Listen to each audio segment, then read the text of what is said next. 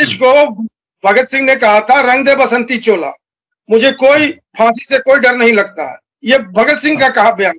और भगत सिंह हिंदुस्तानी थे, भारतीय थे कि नहीं थे? उसी तरह से मैं उसी जबान में आपसे बात करना चाहता हूं।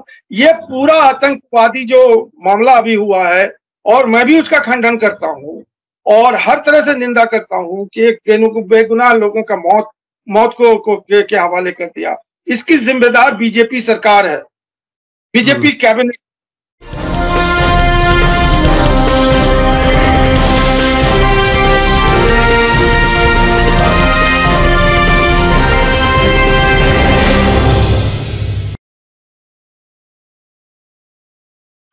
हेलो, नमस्कार, आदाब, सत श्री अकाल और अस्सलाम वालेकुम। मैं हूं मोहम्मद अहमद काज़मी, लेकर आया हूं खास फ्राइडे का प्रोग्राम साउथ एशिया पर नजर सैयद अली मुश्तबा के साथ। साउथ एशिया की इस वक्त सबसे बड़ी खबर पहलगाम आतंकी हमला है, जिसमें 26 बेगुनाहों का कत्ल हुआ है, जिसकी जितनी भर्त्सना की जाए, कंडम किया जाए, वो कम है। लेकिन इसके साथ साथ भारत और पाकिस्तान के रिश्तों में दरार आ रही है, और दरार ही नहीं बल्कि ऐसा लगता है कि शायद हालात और दिन ब दिन बिगड़े।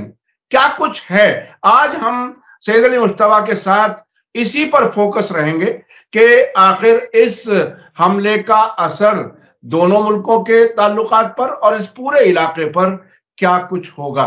मैं समझता हूं कि आप सभी अलग अलग एंगल से इस पर बहुत सी वीडियो देख रहे होंगे, लेकिन यह वीडियो जरा मुख्तलिफ है, आखिर तक जरूर देखिएगा। सैयद अली मुश्तबा साहब, वेलकम है आपका। मीडिया स्टार वर्ल्ड को आप वक्त दे देते हैं, उसके लिए बहुत बहुत शुक्रिया। पहलगाम में अचानक इतना बड़ा हमला हुआ, ऐसे वक्त में जब सरकार बार बार कह रही थी कि हालात नॉर्मल है, साथ साथ टूरिस्ट भी वहां पर जा रहे थे, और एक नैरेटिव यह है कि नाम पूछ पूछ करके, यानी जो हिंदू थे उन्हें ही कत्ल किया गया है, लेकिन उसके बीच में एक मुसलमान कश्मीरी भी मारा गया है, शहीद हुआ है। तो क्या कुछ है, आप इसे किस तरह से देख रहे हैं? खासतौर से भारत और पाकिस्तान के बीच में जो कुछ अब तनातनी शुरू हुई है, वो कहां जाकर के रुकेगी? क्या कुछ है? जी, बहुत बहुत शुक्रिया काज़मी साहब। मेरे सामीन को मेरा आदाब, सत श्री अकाल और अस्सलाम वालेकुम। ये जो है, ये एक बहुत ही चौंका देने वाली खबर है, और इसमें जो इसके जो फैक्ट्स हैं वो तो सब दुनिया के सामने आ गए हैं। उसको बताने के लिए कोई हम और आप बैठे नहीं हैं, क्योंकि वो सारी दुनिया मीडिया से और अखबार से और इससे उससे चल रही।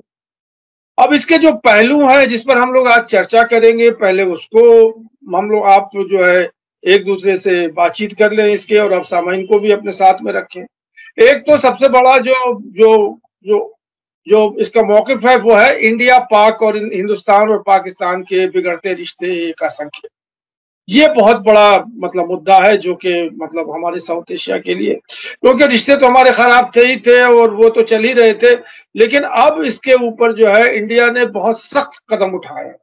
पहले तो एक चर्चा हम लोग इसको कर ले, दूसरी चर्चा जो हम लोग ये करें, क्योंकि अभी जो हिंदुस्तान का मौकिफ है, ये हमारे भारत का मौकिफ है, अमित शाह का मौकिफ है और नरेंद्र मोदी साहब का मौकिफ है कि वो सारा ब्लेम गेम जो है वो पाकिस्तान पर लेके जाते हैं, आतंकवाद पर लेके जाते हैं। ये तो बैसाखी जो है वो इसके ऊपर जो है पूरा कश्मीर पॉलिसी चल रहा है। किसी भी मीडिया एनालिसिस ने, किसी भी टीवी चैनल ने ये नहीं कहा कि हम अपने अंदर झांक करके देखें कि ऐसा क्यों हो रहा है, हमारे अंदर क्या कमी है। इसके ऊपर मैं बात करना चाहता हूं, और मैं कल रात से जब से ये हुआ है तब से मैं इसके ऊपर काफी डिस्टर्ब हूं, और सारे लोग हिंदुस्तान के डिस्टर्ब होंगे कि भाई ये हो क्या रहा है। तो इंडिया की कश्मीर पॉलिसी जो है उसको हम मतलब उसकी समीक्षा करेंगे, उसको हम लोग डिस्कस करेंगे। उसके बाद जो है हम लोग देखेंगे इसका इम्पैक्ट साउथ एशिया पर क्या होगा, जो हमारे चर्चा का विषय है कि क्या हिंदुस्तान, क्या इंडिया पाकिस्तान से झगड़ा लेकर के साउथ एशिया को चला सकेगी, क्या बांग्लादेश से झगड़ा लेकर के साउथ एशिया को चला सकेगी। ऐसे ही चलेगा साउथ एशिया? क्या ऐसे ही चलेगा? ये झगड़े का माहौल तो 75 साल से चल रहा है, कब हम सुधरेंगे? मुश्तबा साहब, ये बताइए कि जैसा कि आपने कहा कि ये ब्लेम गेम की कहानी कब तक चलेगी, और 75 साल हो गए, क्या ऐसे ही साउथ एशिया चलेगा? अब ये बताइए कि अभी किस तरह से भारत ने कैसे रिएक्ट किया, क्या क्या चीजें, क्या क्या एक्शन लिए हैं? और पाकिस्तान का कहना है कि हमारा इस वाकये से कोई लेना देना नहीं है। भारत ने क्या कुछ किया, ये बताइए। नहीं नहीं, देखिए यहाँ पे काजमी साहब सबसे पहले ये समझना पड़ेगा कि ये बहुत ही मतलब एक सनसनीखेज वाकया है। मोदी साहब सऊदी अरेबिया में थे, उन्होंने अपना मतलब विजिट कट किया, उनको खाना खाना था, उसको खाना उन्होंने नहीं खाया और वहां से वो वापस इंडिया में आए और आने के बाद उन्होंने कैबिनेट की मीटिंग की इसके बाद, और कैबिनेट में कुछ डिसीजन लिए हैं जो कि बहुत फार रीचिंग है। पहला तो उन्होंने किया है कि जो इंडस वाटर ट्रीटी है 1960 का इंडिया पाकिस्तान के साथ, उसको स्क्रैप कर दिया है, उसको स्क्रैप कर दिया है। मीडिया में उसको कह दिया कि केप्ट इन अबेयंस, ये मीडिया का वर्ड आया है कि उसको मतलब पीछे छोड़ दिया है। लेकिन उसकी दर हकीकत ये है कि हिंदुस्तान ने उस ट्रीटी को, इंडस वाटर ट्रीटी को, जो 1960 से चला आ रहा था, जिसने 3 या 4 वॉर देखा है इंडिया पाकिस्तान को, फिर भी वो चला आ रहा था, उसको मोदी सरकार ने और मोदी कैबिनेट ने उसको स्क्रैप कर दिया है, फाड़ के फेंक दिया है। अब इसका ये बहुत बड़ा इंप्लीकेशन हो रहा है, होगा इसका, वाटर वॉर होने का खदशा है। अगर पानी पाकिस्तान को नहीं मिलेगा तो पूरा पंजाब जो है वो मतलब ये है कि सूखे में मर जाएगा, सिंध जो है सूखे में मर जाएगा, तो क्या होगा उसका। और ये जो इक़दाम उठाया है इसके बारे में पाकिस्तानियों का रिएक्शन आया है, जो मैं अभी आपसे बात करूंगा। दूसरी बात उन्होंने की है कि जो वाघा बॉर्डर है, अटारी बॉर्डर, उसको सील कर दिया है। कोई हिंदुस्तानी जो है वो पाकिस्तान नहीं जा सकता, कोई पाकिस्तानी हिंदुस्तान नहीं जा सकता, हिंदुस्तान नहीं आ सकता। और जो लोग अभी एक दूसरे के मुल्क में है वो 48 घंटे के अंदर अंदर वापस अपने मुल्क में चले जाए। दूसरा इक़दाम उठाया है इन्होंने, इंडिया ने। तीसरा जो उठाया है कि वो काउंसिलेट में उन्होंने जो 50 के आसपास या 55 के आसपास उनके मेंबर्स होते थे, उसको घटा के 30 कर दिया है। हाई कमीशन में जी। और उसमें जो है वो जो मिलिट्री एडवाइजर थे और इस तरह के लोग हैं, उनको इमीडिएटली इंडिया ने एक्सपेल कर दिया है। और तरह तरह के लोग हैं जिसको उन्होंने एक्सपेल कर दिया है, और पाकिस्तानियों को, और इंडिया ने अपने भी वहां इस्लामाबाद में जो एम्बेसी है वहां से भी वापस कर लिया है। तो ये जो है ये बहुत बड़ा इक़दाम है, स्टेप है जो कि इंडिया ने लिया है पहलगाम को मतलब रिस्पॉन्स के लिए। और ये इंडिया का रिस्पॉन्स है मतलब, और इंडिया कन्विंस्ड है कि ये काम जो है वो पाकिस्तानियों ने किया है और पाकिस्तानियों को हमको जो है लेसन सिखाना है, उनको जो है सबक सिखाना है। तो ये इंडिया के कैबिनेट ने डिसाइड किया है कि ट्रीटी जो इंडर वाटर ट्रीटी है, जो कि लाइफ लाइन है पाकिस्तान की, पाकिस्तान को इंडस वाटर से ही पानी जाता है और इंडस वाटर जो है इंडिया के अंदर है। और ये जो ट्रीटी थी ये 1960 में वर्ल्ड बैंक के साथ थी। इंडिया बहुत टाइम से कह रहा था कि हम इससे निकलना चाहते हैं, फिर उसके लीगल इम्प्लीकेशंस थे और ये सारी चीजें थी। अभी देखिए आगे आगे क्या होता है। लेकिन मुझे ये लग रहा है कि अगर मरता क्या नहीं करता, तो फिर वॉरी सिनेरियो लग रहा है। मोदी साहब ने जो है या अमित शाह साहब ने या जो बीजेपी सरकार के कैबिनेट ने वॉर का ऐलान कर दिया है। ये मैं सीधी सीधी बात कर रहा हूं। आपको पानी नहीं मिलेगा, आपको पानी बंद हो जाएगा, तो आप क्या करेंगे बोलिए। यानी ये अब हालात जो हैं वो बहुत बद से बदतर होते हुए नजर आ रहे हैं। जंग की तरफ दोनों देश बढ़ रहे हैं। तो क्या दोनों देश, भारत या पाकिस्तान या दोनों मुल्क, क्या कोई जंग लड़ने की हालत में है? क्या बर्दाश्त कर सके हैं? क्या इकोनॉमी इनकी इजाजत देती है? किस हालत में हमारे यहाँ बेरोजगारी और मुसलसल जो परेशानियों का दौर चल रहा है पूरे मुल्क में, अभी पहले ही जंग से पहले, जंग में तो हालात और ज्यादा खराब होते हैं।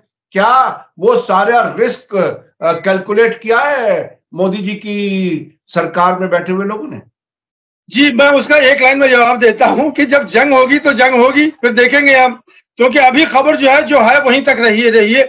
आगे फ्यूचरिस्टिक क्या हो सकता है, डिफ्यूज हो सकता है, नहीं हो सकता है। अब पाकिस्तान की तैयारी सुन लीजिए।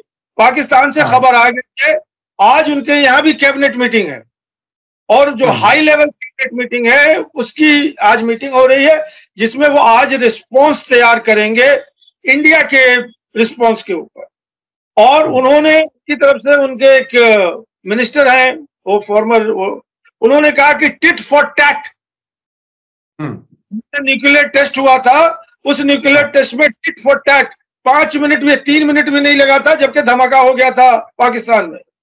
तो उन्होंने ये इसका रिस्पॉन्स जो है आज शाम तक आ जाएगा और टिट फॉर टैट होगा। और उन्होंने कहा कि हमारे इंटरनल जो भी डिफरेंस है और जो भी कुछ हमारे अंदर इमरान खान है और जो भी आसिम मुनीर हैं और ये हैं वो हैं, तो आज शाम तक जो है पाकिस्तान भी अपना मतलब रिस्पॉन्स जो है वो बताएगी कि हम क्या क्या इक़दाम ले रहे हैं इसके लिए। और उनका ये कहना है कि ये टेररिज्म जो है ये इंडिया का इंटरनल मैटर है, पाकिस्तान इसका कोई लेना देना नहीं।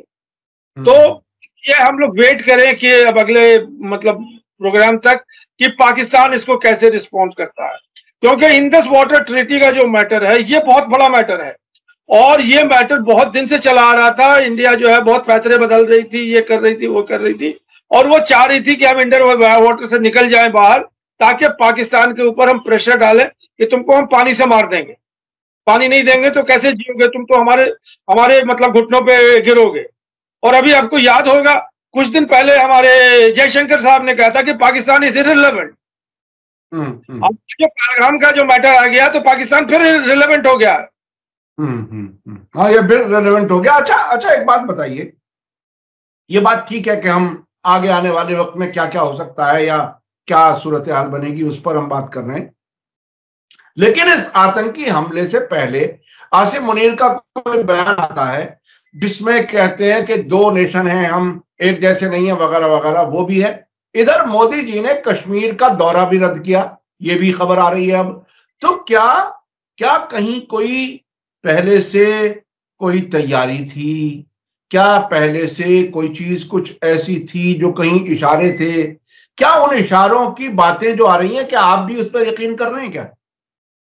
देखिए, अभी जो मैं आपको आपके माध्यम से और इस प्लेटफॉर्म से बोलना चाह रहा हूं, जो मेरा अपना एनालिसिस है, और मैं अपने आप को ये जिम्मेदार हिंदुस्तानी के हैसियत से और यूएपीए के से बचने के लिए कि कहीं अमित शाह हमारे ऊपर यूएपीए लगा दें और कर ले जाए तिहाड़ में या कहीं और कहें कि साहब, तो उसका रिस्पॉन्स ये है कि जैसे भगत सिंह ने कहा था कि रंग दे बसंती चोला, तो मैं उसके लिए भी तैयार। इसको भगत सिंह ने कहा था रंग दे बसंती चोला, मुझे कोई फांसी से कोई डर नहीं लगता है, ये भगत सिंह का कहा बयान। अब भगत सिंह हिंदुस्तानी थे, भारतीय थे कि नहीं थे, उसी तरह से मैं उसी जबान में आपसे बात करना चाहता हूं। ये पूरा आतंकवादी जो मामला अभी हुआ है, और मैं भी उसका खंडन करता हूं और हर तरह से निंदा करता हूं कि एक बेगुनाह लोगों का मौत को के हवाले कर दिया। इसकी जिम्मेदार बीजेपी सरकार है, बीजेपी कैबिनेट। 85,85,000 लोगों को फिगर दिया जा रहा है, 85,000 से 65,000 हिंदुओं को डोमिसाइल दिया गया है, जो कि जाकर के वहां पे रीसेटलमेंट करें। वहां जाकर के जम्मू एंड कश्मीर की जो है डेमोग्राफी बदलने के लिए ये इन्होंने 65,000 लोगों को डोमिसाइल दिया है कि आप जाइए, हम आर्मी का प्रोटेक्शन आपको देंगे, आप रहिए। ये लैंड राइट है। कश्मीर जो है अपनी जमीन के लिए लड़ रहे हैं। इसको ये पूरा जो नैरेटिव बिल्ड किया गया है, आतंकवाद का एक नैरेटिव है, एक बैसाखी है, पाकिस्तान अलग बैसाखी है।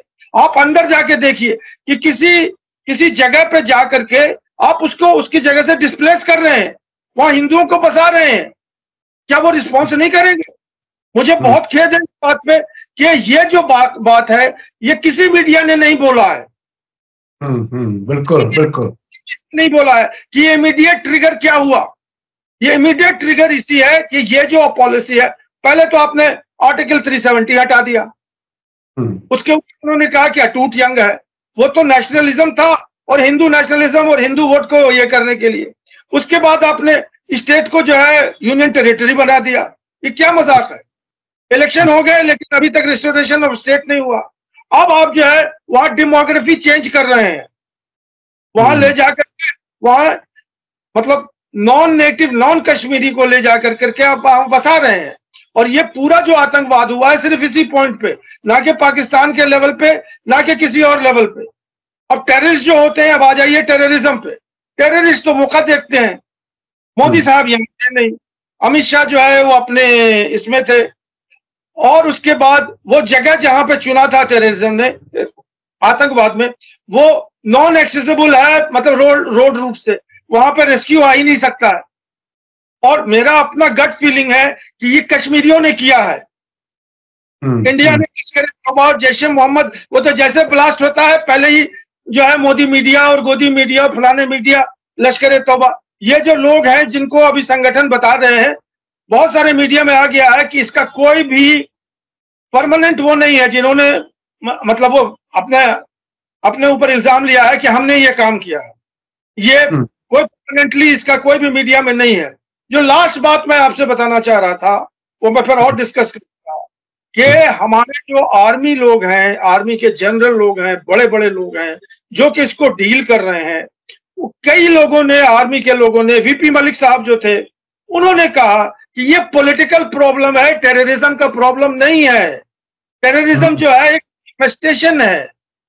वो सामने जो मतलब ये कि झाड़ का पत्ता आपको दिखाई दे रहा है, वो तो टेररिज्म है, लेकिन उसका जो रूट है, जो ट्रंक है, वो पॉलिटिकल प्रॉब्लम है।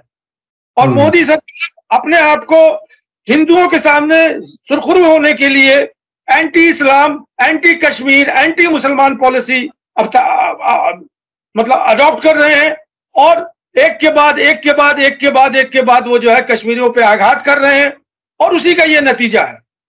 मुझे बहुत खेद है कि उन लोगों ने मारा है इनोसेंट इंडियन को, और वो उन लोगों ने जान दिया है, लेकिन मरता क्या नहीं करता। यानी आप दो चीजें कह रहे हैं। एक तो ये कि जो आतंकवादी ग्रुप्स क्लेम कर रहे हैं उनका भी हाथ नहीं है, और पाकिस्तान ने अपना हाथ होने से इनकार किया है, वो भी आप बता रहे हैं, और साथ में कह रहे हैं कि ये कश्मीरियों ने किया है। अच्छा, अगर देखिए, एक तो बहुत मुश्किल होता है, हर नजरिए के लोग हर जगह होते हैं। एक बड़ी तादाद कश्मीरी अवाम की इन शहीद होने वाले, मारे जाने वालों की हमदर्दी में कैंडल मार्च निकाल रही है। खुद जो सर्वाइवर्स हैं, जो बचे हैं, वो कह रहे हैं कि हमारे साथ कश्मीरियों ने बहुत अच्छा रवैया इख्तियार किया, वो खाने पीने को भी दे रहे हैं, वो गुजरात और कहां तक लोगों को गाड़ियों से भेजने की भी ऑफर कर रहे हैं। तो ऐसी हालत में ये कौन कश्मीरी हैं? क्या मोदी सरकार पर पॉलिटिकल प्रॉब्लम जो आप बता रहे हैं, क्या उसको सोल्यूशन के लिए कोई दबाव डालने का तरीका है ये? नहीं, देखिए, अब हम लोग आ जाए कश्मीर पॉलिसी पे। हाँ जी। 47 से लेके या 48 से लेकर के अभी ये जो गुत्थी है वो सुलझी नहीं है। पाकिस्तान जो है वो रट लगाए हुए है कि कश्मीर के है, हमारे पाकिस्तान का के है, जुगुलर वेन है, जो अभी आसिम मुनीर ने कहा है, और ये जिन्ना से और उसके बाद से जितने लोग हैं सब लोग यही बात कह रहे हैं। तो आसिम मुनीर ने अगर ये कह दिया, मुशर्रफ ने ये कहा, तो क्या गलत किया? ये तो सब लोग वही कह रहे हैं, उनका तो वही मौक़िफ़ है कि आइए बैठिए, उसके बाद बात कीजिए, इसको रिजॉल्व कीजिए। इंडिया का कहना है कि अटूट अंग है, हम बात ही नहीं करेंगे कुछ। अब तो जयशंकर साहब ने ऐलान कर दिया है कि आप जो है हमें मतलब पीओके दे दीजिए, कश्मीर का प्रॉब्लम सॉल्व हो जाएगा। अब लीजिए, आप इसके ऊपर क्या बात करेंगे आप? तो और दूसरी बात यह है कि 1990 से जब से टेररिज्म शुरू हुआ है, टेररिज्म तो उससे पहले से था, लेकिन 1990 वो आज कितने दिहाई हो गए, लगभग जो है 30-35 साल हो गए, टेररिज्म नहीं खत्म हुआ। इंडिया ने अपनी पूरी भरचोर, जितने 12 लाख आर्मी है वहां पे, मतलब कश्मीर वैली में, मतलब एक मतलब कश्मीरी है, उसके ऊपर लगभग एक गन है वहां पे, जो मतलब फौजी है। तो वो तो ओपन प्रिजन है, वहां लोग कह रहे हैं इट इज ओपन प्रिजन, हम लोग जा रहे हैं, चारों तरफ गन लेके खड़े हुए हैं। तो ये तो हालत है, ये इंडिया की कश्मीर पॉलिसी है, ये कब तक चलेगी? वाजपेयी के टाइम में कुछ सैनिटी आई थी, जमहूरियत, कश्मीरियत, इंसानियत की बात चली थी, मोदी साहब ने उसको उलट दिया। अरे साहब, मोदी साहब तो कहते हैं कि हम कश्मीर के नई नस्ल को हम बहुत कुछ देने के लिए तैयार हैं, और हम उनका अच्छा चाहते हैं, और वो भटके हुए रास्ते पर ना चलें, पाकिस्तान वाले रास्ते पर ना चलें। इस किस्म की बातें अलग अलग तरीके से सरकार की तरफ से कही जाती हैं। तो पॉलिटिकल इशू को हल कौन करेगा जब अगर यूनाइटेड नेशन में रेजोल्यूशन है उनको याद दिलाती है पाकिस्तानी सरकार, और हम क्या यूनाइटेड नेशन से कोई ऐसा सर्टिफिकेट, ऐसा कोई रेजोल्यूशन पास कराने में कभी कामयाब हुए हैं, या हमने कभी कोशिश की है भारत ने कि वहां से ये एक तरह से रिकॉग्नाइज हो जाए कि कश्मीर भारत का अटूट अंग है? इंटरनेशनल सतह पर इसको किस तरह से भारत ने मैनेज किया अभी तक? देखिए, ये जो कहानी है, ये कहानी अब इंटरनेशनल सतह से हट करके लोकल सतह पे आ गई है। अब जो भी सोल्यूशन होगा वो इंडिया और पाकिस्तान का हो। या तो पाकिस्तान एक्सेप्ट कर ले कि कश्मीर जो है वो अटूट अंग है और पीओके को दे दे इंडिया को, अगर वो इस पोजीशन में है। लेकिन एक चीज मैं आपको बता दूं और सारे सामाइन को बता दूं और पूरे मतलब अवाम को बता दूं जो हमारी बात सुन रहे हैं, कि पाकिस्तान जो है उसकी वजूद और इसराइल की वजूद अमेरिका के वजूद से मुंसलिक है। अमेरिका अगर दुनिया से खत्म हो जाएगा तो इसराइल खत्म हो जाएगा, पाकिस्तान खत्म हो जाएगा। तो हिंदुस्तान को ये खुशफहमी है कि वो पाकिस्तान को खत्म कर देगा, तो वो फिर वो आप समझ लीजिए कि अमेरिका क्या करेगा। क्योंकि अमेरिका पाकिस्तान का वजूद जो है वो 1945 में तय हो गया, नॉट 1947, जो कि ये जो वेस्टर्न पावर है इन्होंने किया था। तो ये खुशफहमी जो एमी है, हमारे चाणक्य है, हमारे जयशंकर साहब हैं और जो लोग हैं, कि इंडिया जो है वो लिटरली नहीं कॉन्कर कर सकती है पाकिस्तान को। अच्छा मुस्तफा साहब, एक बात बताइए, आपने कई पहलुओं से कुछ चीजें रखी और जिसमें ऐसा लगा कि जंग बहुत नजदीक हो सकती है, जो हालात बन रहे हैं, पानी की लड़ाई हो सकती है। ये बताइए कि भारत की जो कश्मीर पॉलिसी रही है अब से पहले, यानी 1950 से और इस तरफ, ये 47 तो जाहिर है वो आजादी का साल था, 1950 से नया कॉन्स्टिट्यूशन लागू हो गया, मैंने इसलिए उसको कहा। तो उससे अब तक जो कश्मीर पॉलिसी रही है उसमें क्या कोई खामी ऐसी रही है, और क्या मोदी जी की पॉलिसी भारत सरकार की जो पॉलिसी हमेशा रही है उससे अलग है? क्या कुछ है, थोड़ा सा ये बताइए, फिर हमारे पास वक्त कम रह गया, फिर और चीजों पर बात करें। नहीं, देखिए, कश्मीर जो है वो तो मुद्दा 1948 से है और उसके बाद से चला आ रहा है। हम कश्मीर, इसमें एक चीज, एक मतलब डायलॉग सुन लीजिए, ये मुगल आजम चल रहा है साउथ एशिया में, जिसमें एक तरफ जो है वो जो है शहनशाह अकबर है और पाकिस्तान जो है वो शहजादा सलीम है और कश्मीर जो है वो अनारकली है। और अकबर कहता है कि सलीम तुम्हें जीने नहीं देगा और मैं तुम्हें मरने नहीं दूंगा। ये जो डायलॉग है ये कश्मीर के लिए ये लिखा गया है कि अकबर जो है वो ये कह रहे हैं कि सलीम तुम्हें जीने नहीं देगा और हम तुम्हें मरने नहीं देंगे। तो यही चल रहा है, मतलब यही इसी का जो घटना चक्र है वो 1948 और 1949 से चल रहा है कि इंडिया कह रहा है कि हम तुम्हें देंगे नहीं, हम तुम्हें कुछ नहीं करने देंगे, और पाकिस्तान ये कह रहा है कि हम लेके रहेंगे। तो ये जो लॉकडाउन चल रहा है इसमें अलग अलग पॉलिसीज जो है इंडिया ने, अगर आप 48 से, अभी इतना टाइम नहीं है, ये एकेडमिक इंटरेस्ट है, तो इंडिया की एक पॉलिसी बन रही थी कांग्रेस के रिजीम में, उसको वाजपेयी साहब ने भी फॉलो किया, बीजेपी के प्राइम मिनिस्टर थे, और उन्होंने उसको मतलब एक स्ट्रक्चर बनाया था कि हम लोग कंस्ट्रक्टिव डायलॉग करेंगे। पहले इंडिया जो है वो कश्मीरियों से बात कर ले, कश्मीरियों के जो दूसरे अलग अलग, एक तो मेन स्ट्रीम वाले हैं फारूक अब्दुल्ला और शेख अब्दुल्ला और इस तरह के जो लोग हैं, और एक जो हुर्रियत कॉन्फ्रेंस है वो भी कश्मीरी है, उनसे बात कर ले, और बात करने के बाद जो है हम एक नतीजे पर आ जाए कि इसका क्या हाल है। उसके बाद हम फिर पाकिस्तान को जो है हम लेके आएंगे, उसमें कश्मीरी भी बैठेंगे, इंडिया भी बैठेंगे। तो ये फ्रेमवर्क चल रही थी, और इसमें जो है वाजपेयी साहब ने एक नारा दिया था, जमहूरियत, इंसानियत, कश्मीरियत, इसका नारा दिया था, जो कि एक बहुत ही कंस्ट्रक्टिव बात थी और बहुत ही मतलब एक तरह से सहूलतकार बात थी कि कुछ न कुछ हल निकल जाएगा कश्मीर का। लेकिन अब आ जाते हैं 2014 में हमारे मोदी सरकार जो आई है 2014 में, ये कथाकथित हिंदू सरकार है, इसमें तो कोई मुबालगा नहीं है, क्योंकि एक भी जो है बीजेपी में एक भी मुसलमान जो है वो एमपी नहीं है, तो आप इसको क्या कहेंगे? बिल्कुल बिल्कुल। सेकुलर सरकार है, ये तो हिंदू सरकार है। अब हिंदू सरकार जो है वो हिंदू कॉन्स्टिट्यूएंसी को मतलब खुश करने के लिए कश्मीर के ऊपर उसने मतलब जाबराना जो है वो, अगर मैं ये वर्ड यूज करूं, मतलब वो कैरेट एंड स्टिक पॉलिसी वाली जो बात होती है, तो अभी तक जो वाजपेयी तक चल रही थी वो कैरेट पॉलिसी थी। चलिए हम आपसे मुज़ाकरात करेंगे, बात करेंगे, किसी न किसी हद तक जो है खुशगवार माहौल में कुछ आप बढ़िए, कुछ हम बढ़ेंगे, कुछ आप घटिए, कुछ हम घटेंगे, इस तरह से कुछ बातें चल रही थी। मोदी सरकार ने जो है बंदूक के नोक पर रख दिया कि हम आपको सब्जुगेट करेंगे, आप तो हमारे अधीन है। आर्टिकल 370 हटा दिया, स्टेट बना दिया, उसके बाद यूनियन टेरिटरी बना दी। अब जो है वो रीसेटलमेंट कर रहे हैं पॉलिसी को, और उसके बाद जो है अब उसको जो है नारा लगा रहे हैं कि ये टेररिज्म है, ये पाकिस्तानी आतंकवाद है। तो ये तो बिल्कुल समझ लीजिए कि वाहियात पॉलिसी है।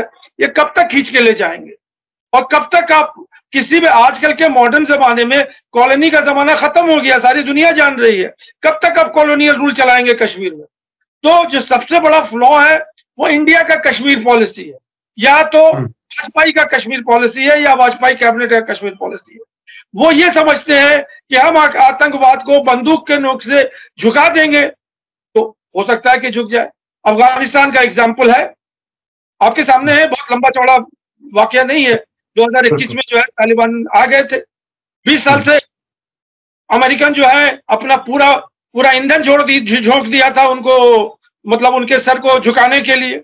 आपके सामने इंडिया ने जो है 2014 से लेकर के अब इसको तो भी तो 15 साल हो गए, ये पॉलिसी इनकी चल रही है जो अभी चला रहे हैं ये। तो ये कब तक जाके खत्म होगी? कोई हम आप जो हिंदुस्तानी हैं और जो लोग हैं वो अपने अंदर झांक के देखें कि बुराई हम में है कि आतंकवाद में है या पाकिस्तान में है। सहारा लेते रहेंगे आतंकवाद का और आतंकवाद होता रहेगा। अच्छा, मैं वक्त हमारे पास कम रह गया, ये बताइए कि क्या हल है प्रैक्टिकल, यानी एक आइडियल। अच्छा, हमें वो भी याद रखना है, एक जमाने में जब मनमोहन सिंह की सरकार थी उस वक्त ये कहा जाता था, ये बातें मीडिया में तो नहीं आई थी लेकिन अंदर अंदर ये डिस्कस हो रहा था कि हो सकता है जो लाइन ऑफ एक्चुअल कंट्रोल है या उसको ही बॉर्डर मान लिया जाए, सीमा मान लिया जाए और यही मामला हल कर दिया जाए। जो पाकिस्तान के पास है वो पाकिस्तान के पास, जो भारत के पास है वो भारत के पास, और बात यहीं खत्म कर दी जाए। अब आपको क्या लगता है रियलिज्म के साथ हल क्या है या हल तक कैसे पहुंचा जाए? क्योंकि ये एक बड़ा सवाल है कि कैसे पहुंचे हल तक।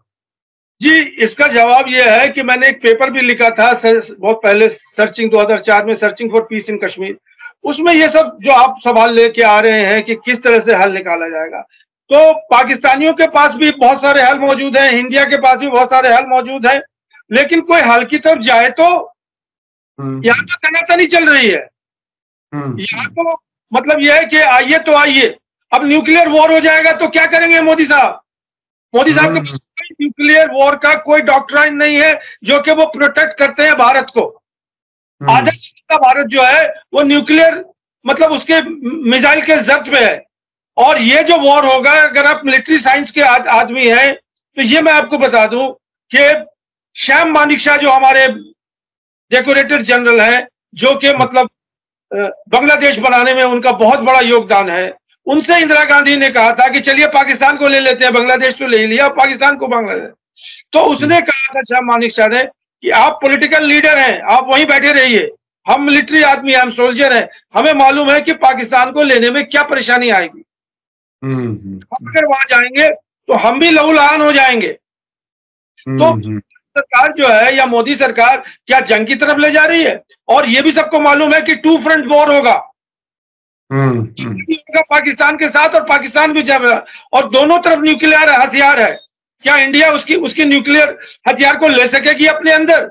ये बहुत ही मतलब एक तरह से समझ लीजिए कि नाइटमेयर। तो वॉर को अगर अवॉइड करना है, वॉर को नहीं लाना। एक चीज और मैं बता दूं, बोलने को तो बहुत चीजें हैं। जब आर्टिकल 370 एब्रोगेट हुआ था, पाकिस्तान ने तय कर लिया था कि I will go to war. China में से बात मानने के लिए उनके जो इससे पहले बाजवा थे या कौन थे, लोग सब गए थे वहां पे कि हमें आप साथ दीजिए, I am going to war, full fledge war on Kashmir.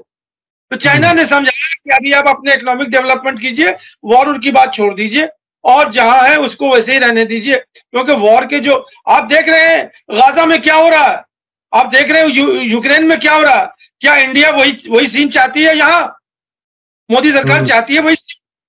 ये बांग्लादेश नहीं है। और मैंने आपको पहले भी कह दिया था कि 1945 में पाकिस्तान के एग्जिस्टेंस का सौदा हो चुका था दुनिया में। इसलिए हमारे मिलिट्री जनरल कह रहे हैं कि ये पॉलिटिकल प्रॉब्लम है। अच्छा, जम्मू कश्मीर के साबिक गवर्नर सतपाल मलिक ये कहते रहे, बाकायदा वायर में उन्होंने इंटरव्यू में कहा था कि मोदी अपनी सरकार बचाने के लिए कुछ भी कर सकते हैं। क्या आपको भी इस बात पे यकीन है? देखिए, ये तो सारी चीजें मालूम है। आतंकवाद हुआ था अभी कुछ दिन पहले, बालाकोट हुआ था, और क्या क्या हुआ था, ये हुआ था। क्योंकि ये देखिए 15 साल से या 10-12 साल से 1914 से जहां आतंकवाद होता है, पहला नारा होता है पाकिस्तान ने किया। अभी जो है सारे लोग, पूरी मीडिया यही लगी हुई है, पाकिस्तान ने किया, Pakistan, even without any evidence कि लश्कर तैयबा और जैश ए मोहम्मद आ जाते हैं, मतलब मिनटों के बाद नहीं, बम ब्लास्ट होने के बाद। दूसरा, आतंकवाद आतंकवाद आतंकवाद। तो आतंकवाद क्यों हो रहा है? क्या आतंकवादी को शौक है अपनी जान देने का? ये भी तो पूछिए, आतंकवादियों से पूछिए कि तुम आतंकवाद क्यों कर रहे हो। अब ये किस्सा मैं मुख्तसर बता दूं। एक आदमी पहुंच गया किसी के घर में चोरी करने के लिए, उसने उसके घर से खाना चुरा लिया, उसने कहा ये चोर है, बात अदालत में पहुंची, उसने कहा तुम चोर हो? बोला हाँ हम चोर हैं। क्यों चोर हो? हम भूखे थे, हमारे पेट में खाना नहीं था, तो हम क्या करते, यहाँ पे खाना। तो ये जो फलसफा है इसको भी आप सामने लेके आइए। यही तो डेमोक्रेसी की है कि हम जो है, कोई आतंकवाद की तरफ से बोलने वाला नहीं है कि वो क्यों आतंकवाद कर रहा है। असल प्रॉब्लम को एड्रेस करने की जरूरत है, असल प्रॉब्लम को एड्रेस करने की जरूरत है। जी उन्होंने क्यों पढ़वाया था? वो क्यों पढ़वाया था? वो इसीलिए पढ़वाया था कि वहां रीसेटलमेंट किया जा रहा है हिंदू लोगों को, अगर मैं सीधी बात करूं तो। और वो रजिस्ट कर रहे हैं अपने लैंड राइट्स के लिए। यहाँ हम किसी भी मतलब गैर कश्मीरी को हम बसने नहीं देंगे। और मोदी सरकार बंदूक के जोर पर यह चाहती है कि वहां पे अभी डिलिमिटेशन किया था कश्मीर में, और उस डिलिमिटेशन के बाद उन्होंने सोचा कि यहाँ पे हम जो है अपनी अक्सरियत बना देंगे। और ये सब चीजें, सारी चीजें जो हो रही है, प्लॉटिंग हो रही है वहां रीसेटल में, वो इसीलिए चाह रहे हैं कि वहां पे जो मुस्लिम मेजोरिटी स्टेट है वो खत्म हो जाए। ये तो देखिए, वो डेमोग्राफिक चेंज इतनी आसान नहीं होती, और कोई भी अपनी जान को खतरे में डाल करके कहीं नहीं बसना चाहता। जो आर्टिकल 370 हटाया गया था, उसके बाद जो एक ऐसा लग रहा था कि पूरे कश्मीर को भारत के लोग जाकर के खरीद लेंगे, वो भी अभी होता हुआ नजर नहीं आता। जो खुद कश्मीरी वहां से निकाले गए थे जगमोहन के जमाने में, जब कहा यह जाता है, ये ऐसे इल्जाम है कि जगमोहन ने कहा था कि कुछ दिन के लिए चले जाओ, फिर वापस हम बुला लेंगे। वो अब भी दिल्ली और कहां किन किन शहरों में रहने पर मजबूर हैं, वो भी वापस नहीं गए और ना ले जा सकी ये सरकार। यानी तकरीबन 2004 से जो ये सरकार है, 14 से सरकार है, लेकिन अभी तक खुद कश्मीरी पंडितों को, कश्मीरी लोग जो वहां से माइग्रेट करके दिल्ली और दूसरी जगहों पर आए थे, उन्हें भी वापस ले जाने का इंतजाम नहीं कर सकी। ये जी आप कुछ कहना चाहते हैं? हिंदू कश्मीरी है, पंडित कश्मीरी है, इनका मामला ये था कि कश्मीर के जितने भी लोग हैं अक्रॉस द बोर्ड, इसमें टेररिस्ट भी शामिल है, हुर्रियत भी शामिल है, फारूक अब्दुल्ला भी शामिल है, पीडीपी पार्लियामेंट, उन्होंने कहा कि ये कश्मीरी हैं, ये आके यहाँ रह सकते हैं, हमें इनको रखने में कोई भी मुगालत नहीं है। इवन के जो सैयद शाह गिलानी है उन्होंने भी कहा था, लेकिन इंडिया ने उनको रिपेट्रिएट नहीं किया वहां। ये बाहर से लेकर के लोगों को ला करके वहां बसाना चाह रहे हैं, और ये चाह रहे हैं कि हमें इनको आर्मी का प्रोटेक्शन रहेगा, इनके घर में जो है एक गन वाला तैयार रहेगा, ये वहां पे वोट देंगे और वहां पे हमारी अक्सरियत आ जाएगी, और जो मुस्लिम मेजोरिटी प्रोविंस है या मुस्लिम मेजोरिटी जो एरिया है वो अब हिंदू मेजोरिटी हो जाएगी। ये मच्छर और ये पूरा आतंकवाद जो है वो इंडिया के कश्मीर पॉलिसी के ऊपर है। इंडिया अगर पॉलिसी को चेंज कर रहे, आपने देखा होगा जो कैंडल लाइट जो लेके निकले थे और ये निकले थे, जो एक मेजोरिटी है कश्मीर के अंदर, ऐसा नहीं है कि सारे के सारे एंटी इंडियंस हैं। बिल्कुल बिल्कुल। एंटी इंडियंस नहीं है, बहुत से प्रो इंडियन, साथ मेजोरिटी जो है वो प्रो इंडियन है, लेकिन इंडिया जो है वो सबको, सब सारे कश्मीरियों को एंटी इंडियन समझती है। ये बहरहाल एक इश्यूज को हैंडल करने। अब आतंकवाद है, अब कश्मीर में क्या हो गया है कि कौन कश्मीरी आतंकवादी है, कौन कश्मीरी आतंकवादी नहीं है, इसकी लाइन को खत्म कर दिया गया। आपके साथ चल रहा है कोई आदमी, क्या वो कश्मीरी आतंकवादी है या नहीं है? जब तक वो गन आपके कनपट्टी पे नहीं सटाएगा तब तक आपको मालूम नहीं होगा कि वो आतंकवादी है कि नहीं। और इसकी जिम्मेदारी जो है वो बीजेपी सरकार को लेनी पड़ेगी। और पॉलिसी बीजेपी की सरकार है, ना ही इंडिया के हित में है, हमारे भारत माता के हित में है, हमारे स्टेट के हित में है, ये सिर्फ और सिर्फ बीजेपी के हित में है। और जो बाकी लोग हमारे प्रोग्राम को सुन रहे हैं उनको भी अपना डिसाइड करना पड़ेगा कि क्या ये बीजेपी की सरकार जो है इस पॉलिसी को लेकर के कश्मीर को फतेह कर सकती है। यही और क्या जंग को बर्दाश्त कर सकता है मुल्क, ये भी एक अपने आप में बड़ा सवाल है। बहुत बहुत शुक्रिया। आज हमारी सारी मुकम्मल बात पहलगाम के वाकयात, पहलगाम में जो कुछ आतंकी हमला हुआ वो और उसका इम्पैक्ट, उसके बाद भारत ने क्या कुछ इकदाम किए और आने वाले वक्त में क्या इसका कोई हल हो सकता है, क्या भारत की कश्मीर पॉलिसी, बल्कि मोदी जी की कश्मीर पॉलिसी क्या है और किस तरह से वो इसको हाई हैंडेडनेस से हल करने की कोशिश कर रहे हैं, ये आने वाला वक्त बताएगा सूरत हाल किस तरफ जाती है।